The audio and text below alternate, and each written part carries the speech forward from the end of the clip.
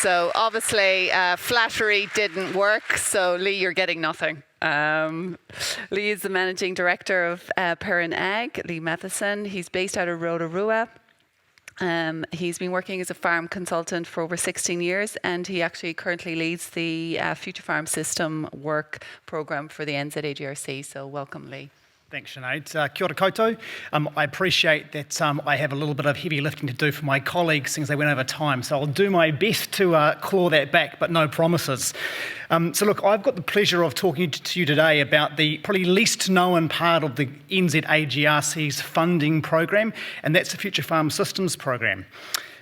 So the green button, see how we go. That green button, right. So look, this program has its genesis on the basis that the Centre did a bit of a stock take of farm systems research as we understand it, and identified that there was a bit of a lack of stuff around how we actually lower farm emissions. And the stuff that was there was very much focused on what I will describe here as incremental change, or business as usual. That is, moving from the paradigm that we really understand and are familiar with and making little tweaks to it. So that alludes to George's comment about evolution. But certainly taking George's comment the next step further and talking about revolution, there was very much an opportunity for us to investigate some more disruptive impacts and sort of transformational solutions to the issue that we face, which is definitely not business as usual. And I guess that the main, well, I'll carry on, sorry. The NZA program, we've got two key parts, right? So the first bit is looking at farm transition at both individual and collective level. And then a second body of work looking at the longer term impacts that the wider primary sector and our communities might face as we transition to our low emissions future. And this diagram I'm going to shoot up here for you, don't worry about the text so much, just look at the colours. Scale is not indicative of the volume of work we're going to do either, but certainly in terms of the green, so the green stuff is the work that the NZACCC Future Farm Systems program is looking to do. The blue stuff is what's already happening in the world that we operate in. And you'll notice that largely the stuff that we are looking at is higher up that disruption scale. So we're looking at transformational change, and that's quite tough to do. And in fact, I think when Harry asked me to do this, there was a sense that no credible researcher would touch it, which I take to mean that me and the team are incredible. So we've got there's two of us leading this body of work, so myself and the marvellous Erica van Reenen. We're 9 months into this body of work. We're funded through to June 2023 and really hopeful that this gets extended further.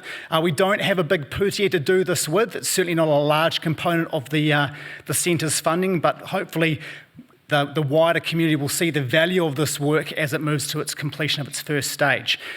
Because the stuff is a little bit out there, a little bit blue sky and a bit touchy-feely at times, we do have a really good oversight panel led by Anita Rayford and many of the other speakers that you have interacted with over this conference. This program is designed as a pilot. And by that we mean we hope it's going to expand and continue if we do a great job. More importantly, the audience for this work is certainly wider than just farmers. So traditionally, farm systems research is really geared at the people who are looking to make those changes within their system. We're looking to expand this to a wider audience and help bring in the people who are going to make decisions about what farmers can and can't do within their systems. So to give you a sense of what we're actually trying to understand, these are kind of the four key questions that our work is looking at. So we're trying to understand what are the potential barriers for the adoption of these low emissions land uses that have to be part of the basket of goodies that we use to achieve a low emissions future. We're trying to understand what we describe as being truly collaborative farmer-led solutions might look like in response to disruptive change. And the context for disruptive change is that what if the methane vaccine and the methanogen inhibitors that we're putting a lot of stock on actually don't deliver what we hope they're going to do? What happens if they are only a small part of the solution, not all of it? Very much alluding to Simon's comments this morning. We want to understand what might the regional impact be of us having to lower the emissions from our sector in the context of embedded climate change. That includes a little bit we're not focused on adaptation per se, but we have to mitigate while we adapt. And that's a different paradigm to a lot of the work which in the past has considered us mitigating in what's otherwise quite a static climate. And largely, to help build on work that's already largely been done, trying to understand what are the strategies that leading farm businesses like George's and Nicky's have actually done to implement lower emission strategies. In terms of where we're up to with the program, a couple of early insights. The first two from Erica's program. So the first comment here, farmers are collectively capable of being more ambitious in their reductions targets, aspirations than the government. Who would think? We're doing some really cool work with a group of farmers in the mid-Tairi. Tony White is doing a lot of work alongside Erica, understanding the dynamics of how we get truly farmer-led solutions. And in the basis of being given a problem statement around needing to give effect to the Zero Carbon Act, we're leaving it up to those farmers to decide collectively how much action they want to take. And their ambitions are already greater than the targets set down by government. In relation to farmer-led solutions, to quote Yoda for all you Star Wars tragics like me, we have to unlearn what we have learned.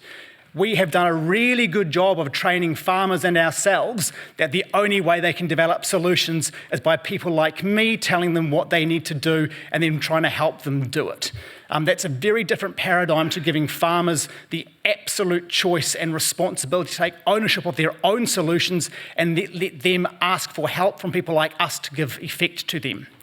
And then lastly, we're coming up so far with our review of alternative land uses, two consistent barriers to how we get scaled adoption of some of these alternatives. And that's ultimately that at the moment, and even with the methane charges and N2O charges we're looking at, the relative competitiveness of these new land uses with the current ones is wanting in many cases. And secondly, the financial returns from the investment in what I'll call post-harvest infrastructure, that's the non-sexy stuff. That's not the whining and dining with the clients over in the US. This is the investment in stainless steel that is only going to be used for 3 weeks of the year, right? So the investments on that, the return on that is pretty low, and that's a significant impact for us in terms of how we mitigate emissions. And give these new alternative land uses some life. Last slide.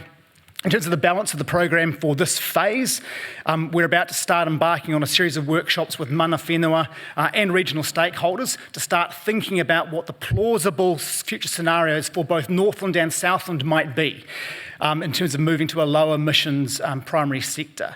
We're then going to actually we're going to explore those future scenarios with those communities to start to try and build up an understanding around what are the actual impacts of us moving to those will be, to start hopefully building up a better picture of what some of those unforeseen issues might be, and also to try and build the capacity of people to think about their future beyond that sort of 6 to 12 week period that Simon talks about. We are going to be looking to expand the farmer-led solutions approach to other groups of farmers, including Māori land entities. And then lastly, we're about to start considering how some of these alternative land uses might actually be scaled within the existing farming landscape. And I think you're about to be saved by the bell. Kia ora.